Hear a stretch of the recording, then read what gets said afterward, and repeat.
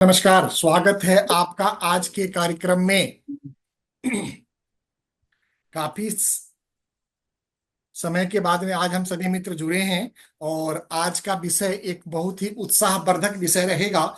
2025 financial year की समाप्ति से पहले का महीना है, यानी कि तूफान आने ही वाला है और तूफान की तैयारी चल रही है हम सबके मन में, हम सबकी योजनाओं में, हम सबके कार्य पद्धति में और हम सबके जीवन में। तो इसलिए दोस्तों, आज का कार्यक्रम थोड़ा छोटा रखेंगे लेकिन उत्साहवर्धक रखेंगे। तो दोस्तों, आज के कार्यक्रम में हम स्वागत करते हैं आप सभी का। आप सभी का हार्दिक अभिनंदन है, आपका वंदन है, आपको सादर नमस्कार है, आपका स्वागत करते हैं। मेरा नाम नंद किशोर तिवारी है, मैं दिल्ली में रहता हूं। मैं पिछले 26 सालों से इंश्योरेंस एवं इन्वेस्टमेंट के क्षेत्र में सेवाएं प्रदान कर रहा हूं और हमारी ऑर्गेनाइजेशन का नाम TIS India marketing private limited है, जो पहले तिवारी इंश्योरेंस एंड इन्वेस्टमेंट की सर्विसेज के नाम से, Tiwari insurance and investment services के नाम से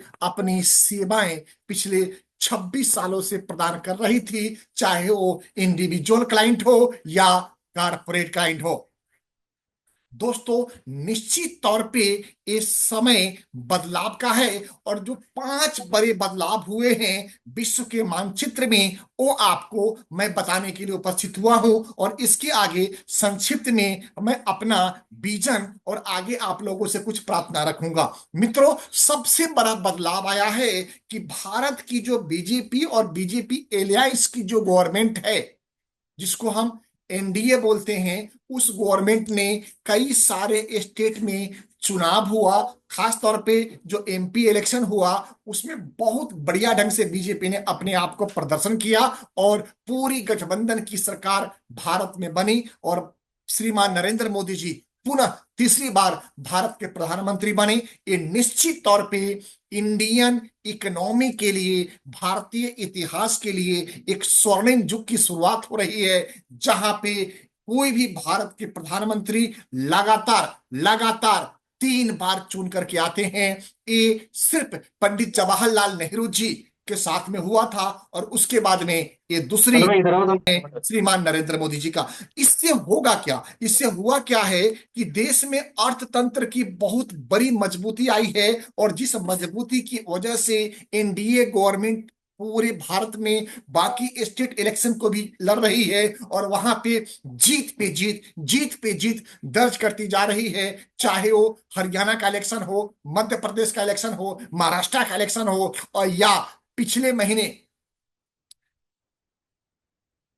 से इस महीने तक की लास्ट तक जो इलेक्शन डिक्लेयर हुई, दिल्ली का इलेक्शन हो, ये दिखाता है कि निश्चित तौर पे ब्रांड नरेंद्र मोदी पूरे विश्व के मानचित्र पे एक ऐसा शख्स, एक ऐसा पॉलिटिशियन उभर के आया है। जो नीचे को अनम्यूट किए हुए हैं, कृपा करके निवेदन है कि म्यूट कर लें।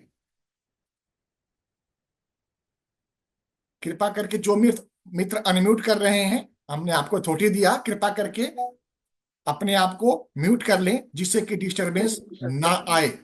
मित्रों, दूसरी जो विश्व के मानचित्र में एक बहुत बड़ा चेंजिंग आया, वो आया अमेरिका से। अमेरिका के राष्ट्रपति श्री डोनाल्ड ट्रंप का दूसरी बार राष्ट्रपति बन के आना निश्चित तौर पे इंडियन इकोनॉमी के लिए एक दूरगामी बेहतरीन परिणाम होगा। छोटे समय में 15-20 दिनों में आपको देखने को मिल रहा होगा कि डोनाल्ड ट्रंप आज ब्राजील के ऊपर, कल कनाडा के ऊपर, परसों रसिया के ऊपर, चौथे दिन चाइना के ऊपर, उसके अगले दिन मैक्सिको के ऊपर कोई ना कोई स्पेशल टैरिफ लगा रहा है। लेकिन ध्यान रखिए, डोनाल्ड ट्रंप राष्ट्रपति होने से पहले एक व्यापारी हैं, एक व्यवसायी हैं। तो एक व्यवसायिक दृष्टिकोण से जो डोनाल्ड ट्रंप एंड उनके ग्रुप की कंपनी को जो फायदेमंद जो डील लगेगी, वो डील करने के लिए, उस देश के साथ में बेहतर डील नेगोशिएट करने के लिए उनका ये हथकंडा अपनाए जाना पूर्व विदित था, और मैं अपने पहले के भी वक्तव्य में इस तरह की बात रखी है कि अगर डोनाल्ड ट्रंप की इन हरकतों को आप ये समझ रहे हैं कि बचपना हरकत है, तो ये आपका बचपना होगा। डोनाल्ड ट्रंप को समझने की कोशिश करिए। अमेरिका का राष्ट्रपति वो आज बने हैं, लेकिन वो बाय बॉर्न एक इंडस्ट्रियलिस्ट हैं, एक बिजनेसमैन घराने से आते हैं, और जब वो राष्ट्रपति नहीं रहेंगे तभी भी ट्रंप कारपोरेशन पूरे विश्व में अपना कारोबार करता रहा होगा। तो आज भी डोनाल्ड ट्रंप की जो मूलभूत सिद्धांत है, वो अपने कंट्री के साथ साथ में अपने कंपनी को भी बढ़ाना है, कंपनी को ग्रोथ लाइन पे लाना है। दोस्तों, तीसरा जो पूरे विश्व में चेंजिंग आई है, वो चेंजिंग आई है रसिया और यूक्रेन के बीच में। अब एक युद्ध की जो स्थिति बनी हुई थी, धर्मेंद्र सिंह जी अनम्यूट करने की कृपा करें।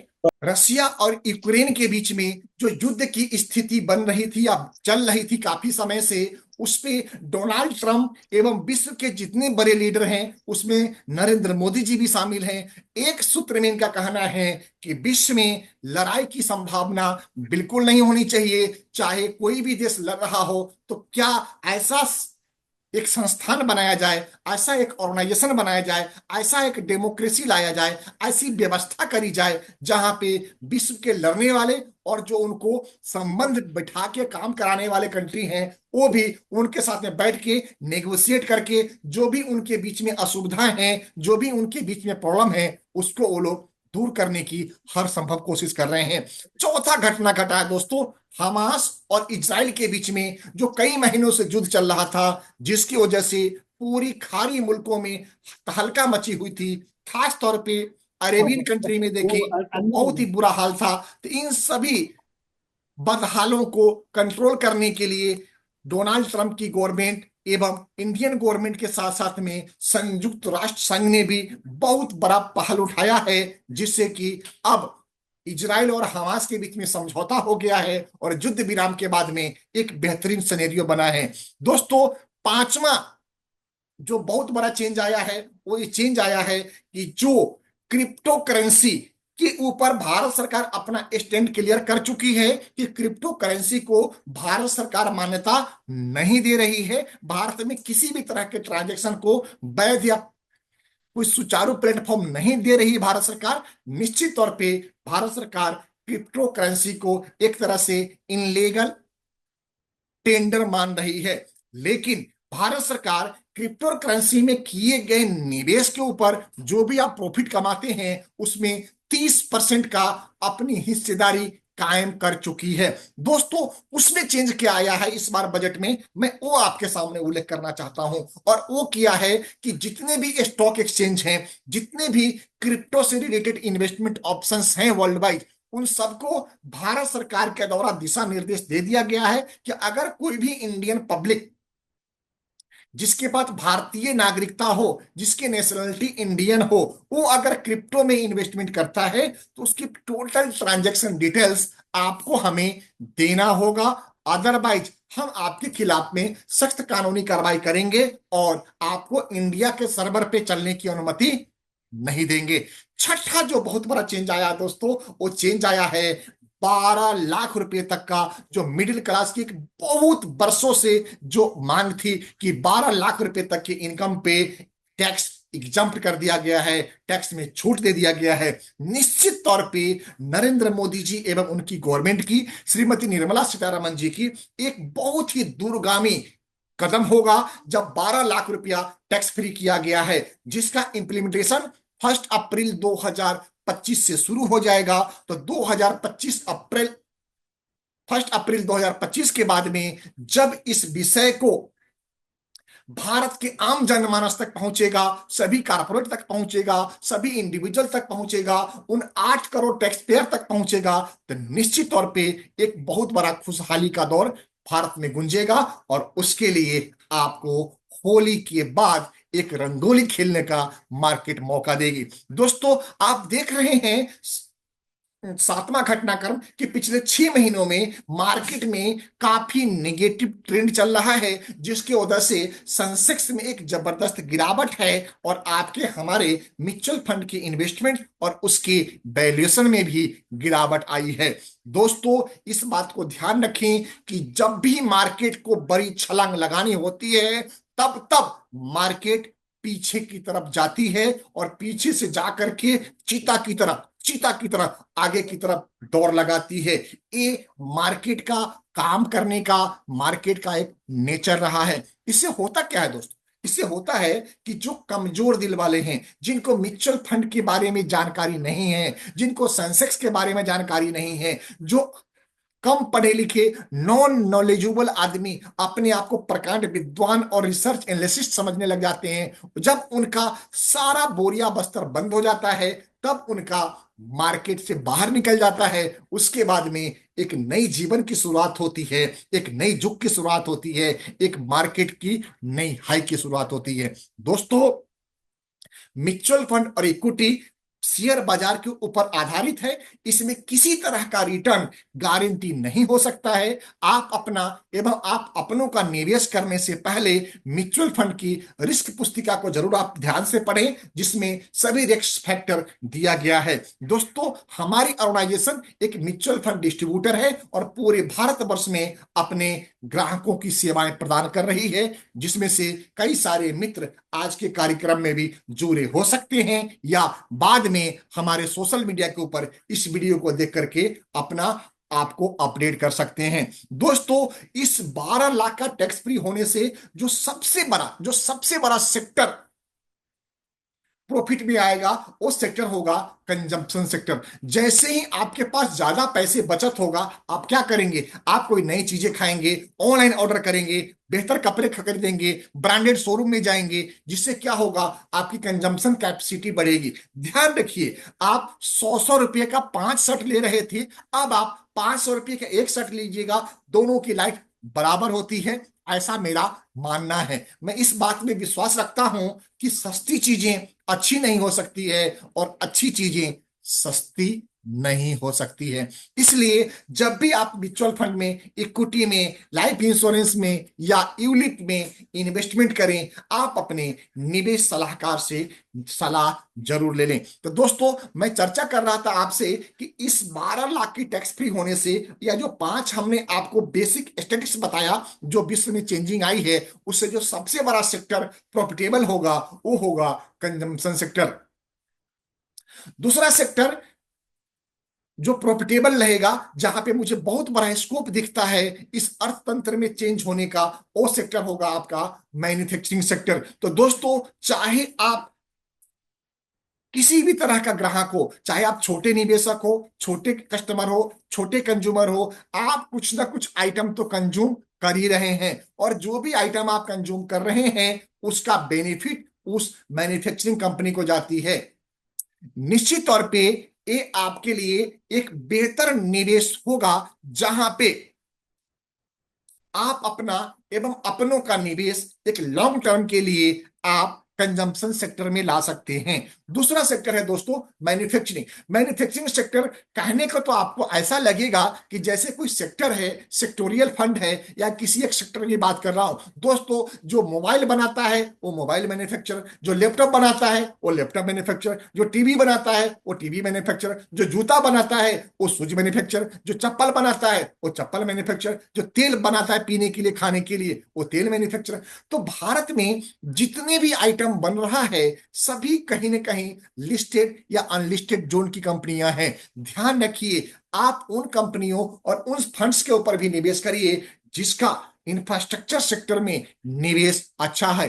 तीसरा सेक्टर जो भविष्य में बहुत बेहतर रिटर्न देने की क्षमता रखता है, ऐसा मेरा मानना है और ये मेरा निजी मत है, और वो सेक्टर है दोस्तों, वो है आपका इलेक्ट्रॉनिक्स गुड सेक्टर, या आप आईटी प्रोफेशनल सेक्टर कर सकते हैं, या आप आर्टिफिशियल इंटेलिजेंस सेक्टर की बात कर सकते हैं, या आप इलेक्ट्रिसिटी कंजम्पशन की बात कर सकते हैं, ई व्हीकल्स की बात कर सकते हैं। एक ऐसा सेक्टर है जिसको हम इनोवेशन बात करेंगे, इसको एक हम सभी को मिलाकर के एक वर्ड दे रहे हैं आपको, इनोवेटिव, इनोवेशन। इनोवेशन सेक्टर एक ऐसा सेक्टर रहेगा, इनोवेशन फंड एक ऐसा फंड रहेगा जहां पे आपको इन्वेस्टमेंट करना चाहिए लंबे समय के लिए। हाँ दोस्तों, एक डाटा है जो मनी कंट्रोल का डाटा है। मनी कंट्रोल का डाटा ये कहता है कि किसी भी समय में आपने किसी भी पीरियड में, किसी साल से किसी साल के बीच में, अगर आपने 7 साल, हाँ जी सर, 7 साल के लिए अगर आपने इक्विटी म्यूचुअल फंड्स में निवेश किया है तो आपका रिटर्न कम से कम 13% या उसके ऊपर का रहता है। तो दोस्तों, मैं जो तीसरा आपको फंड बता रहा हूं वो फंड है और वो सेक्टर है, वो है इनोवेशन सेक्टर। इनोवेशन सेक्टर में जो एआई कंपनियां हैं, जो डिजिटल कंपनियां हैं, जो वेब बेस्ड कंपनियां हैं, जो इलेक्ट्रॉनिक्स गुड्स कंपनियां हैं, जो ई व्हीकल्स कंपनियां हैं, जो ऐसे कंपोनेंट बना रहे हैं जो इनोवेटिव हो सकता है वर्ल्ड के लिए, ऐसी कंपनियों के अंदर आपका इन्वेस्टमेंट होगा। तो जहां पे आपको अपना निवेश जरूर जरूर करना चाहिए। तो दोस्तों, सबसे पहला सेक्टर हमने बोला आपको, वो बोला हमने कंजम्पशन सेक्टर। दूसरा दोस्तों हमने बोला आपको मैन्युफैक्चरिंग सेक्टर। तीसरा हमने बोला दोस्तों आपका इनोवेशन सेक्टर। और चौथा सेक्टर जहां पे मैं अपने निवेशकों को निवेश करने के बारे में चर्चा करता हूं, उनसे बातचीत करता हूं, उनसे केस स्टडी देखता हूं, और वो सेक्टर है दोस्तों, वो सेक्टर है इंफ्रास्ट्रक्चर सेक्टर।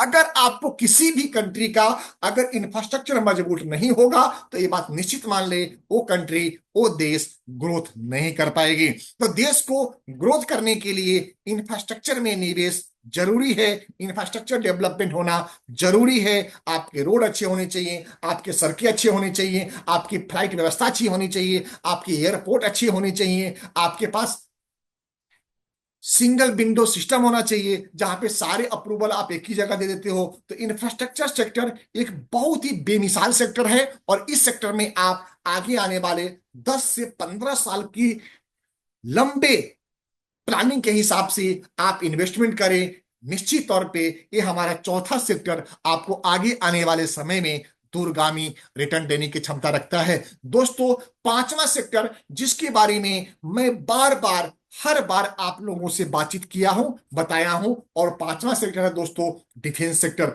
ध्यान रखिए, अब तक भारत पूरे विश्व से डिफेंस आयात करती थी। हाँ दोस्तों, डिफेंस खरीदती थी।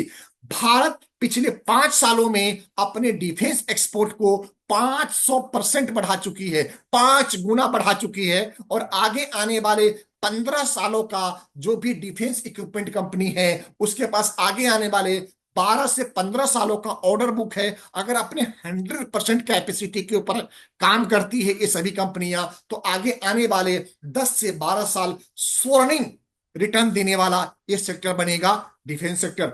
दोस्तों, डिफेंस सेक्टर में अभी एक बहुत बड़ी गिरावट हुई है, और कई फंड्स अपने ऑल टाइम हाई से 30%, 25% और 20% तक गिरा हुआ है। दोस्तों, ये गोल्डन चांस है आपके लिए, एक गोल्डन अपॉर्चुनिटी है आपके लिए, जहां पे आप अपना एक्सपोजर लमसम या एसआईपी के द्वारा डिफेंस फंड्स के अंदर निवेश करें। दोस्तों, ये बात निश्चित मान लें कि घुड़सवार ही गिरते हैं मैदान जंग में, वो क्या खाक गिरेंगे जो घुटनों के बल चलते हैं। तो दोस्तों, आपको अगर म्यूचुअल फंड्स में, इक्विटी में अगर अच्छा रिटर्न लेने की इच्छा है तो आपको हमेशा रिस्क को समझना होगा। रिस्क रिवार्ड रेशियो के हिसाब से आपको इन्वेस्टमेंट फिलॉसफी इजाद करनी होगी, जहां पे आप अपना एवं आप अपनों का निवेश लंबे समय तक कर सकते हैं। तो दोस्तों, अभी जिस हमने 5 सेक्टर के ऊपर बात करी उसमें सबसे पहला कंजम्पशन सेक्टर है, दूसरा सेक्टर है दोस्तों मैन्युफैक्चरिंग सेक्टर है, तीसरा सेक्टर है दोस्तों इनोवेशन सेक्टर है, चौथा सेक्टर है दोस्तों इंफ्रास्ट्रक्चर सेक्टर है, और पांचवा और जो अंतिम सेक्टर हमने बताया वो सेक्टर है दोस्तों डिफेंस सेक्टर। अगर आपका पोर्टफोलियो 5 लाख रुपए का है तो मेरा निवेदन रहेगा कि आप इस 5 सेक्टर के फंड्स के ऊपर जरूर चर्चा करें, विस्तार से समझें। आप अपने लिए, अपने घर परिवार, दोस्त मित्र, सगा संबंधी, अड़ोसी पड़ोसी, ऊपर वाले नीचे वाले, बाएं वाले दाएं वाले, आगे वाले और पीछे वाले के लिए भी आप विचार जरूर करें। क्योंकि धनश्च सर्वम सुखम, संस्कृत में एक श्लोक है, विद्या ददाति विनयम विनय दात्री पात्रताम पात्रत्व धनं दात्री, और धनश्च सर्वम सुखम, धन से ही सभी सुखों की प्राप्ति हो सकती है। इसलिए मित्रों, आपसे निवेदन है कि आप अपने बच्चों के लिए, आप अपने उज्जवल भविष्य के लिए, आप अपने आगे आने वाले स्वर्णिम इतिहास के लिए निश्चित तौर पे हमारे द्वारा निवेदन किया गया इस 5 फंड्स के अंदर अपना निवेश जरूर करिएगा। दोस्तों, इसमें कुछ ऐसा कंपोनेंट भी हो सकता है कि आप इस सेक्टर को छोड़ करके आप लार्ज कैप में आ जाएं, आप मिड कैप में आ जाएं, आप स्मॉल कैप में आ जाएं, आप मल्टी कैप में आ जाएं, आप फ्लेक्सी कैप में आ गए। तो ये 5 कैप भी आप चुन सकते हैं। अगर ये 5 सेक्टर आप नहीं रखना चाहते हैं तो large cap, mid cap, small cap, flexi cap और मल्टी कैप, ये 5 कैप, 5 टोपियां आप पहन सकते हैं। लेकिन मेरा मानना है कि अगर आप 10 साल, 15 साल, 5 साल या उसके ऊपर के समय के लिए आप निवेशक हैं तो निश्चित तौर पे आपका investment, single investment, long term के लिए इन्वेस्टमेंट, 7 साल या उसके ऊपर के लिए इन्वेस्टमेंट स्मॉल कैप फंड्स में होना चाहिए।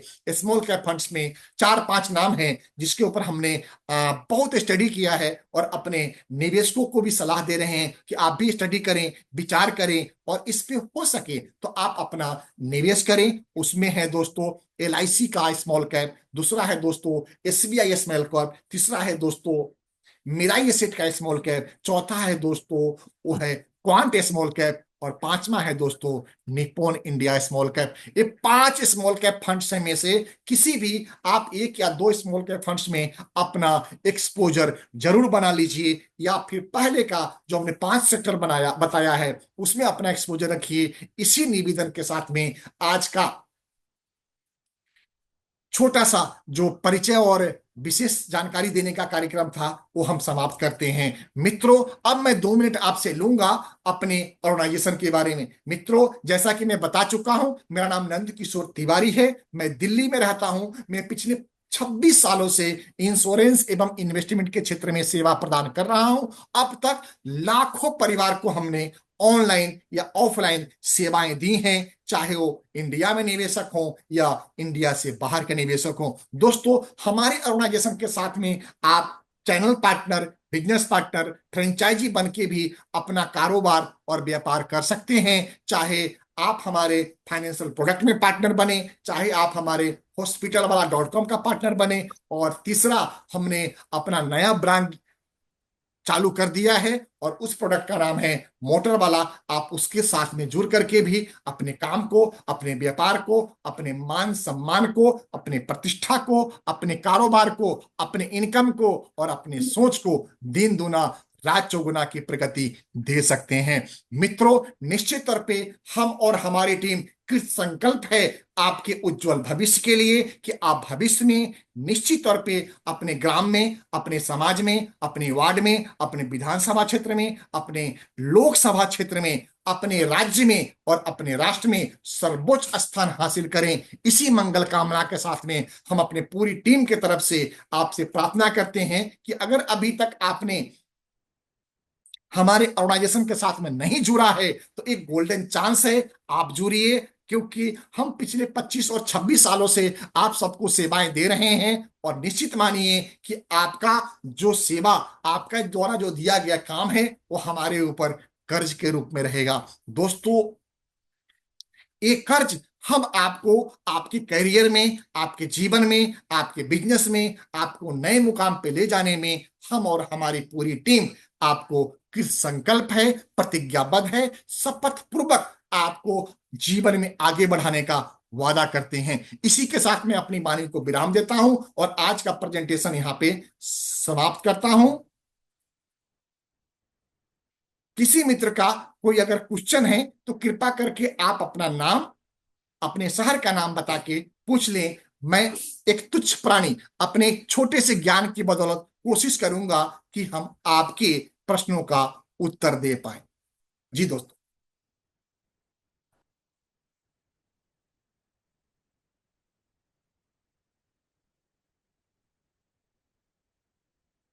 किसी मित्र के मन में कोई क्वेश्चन है क्या?